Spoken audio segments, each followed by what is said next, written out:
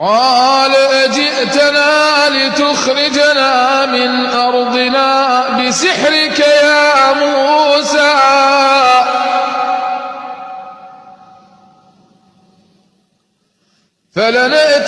فلنأتينك بسحر مثله فاجعل بيننا وبينك موعدا لا نخلفه نحن ولا أنت مكانا سوى الله.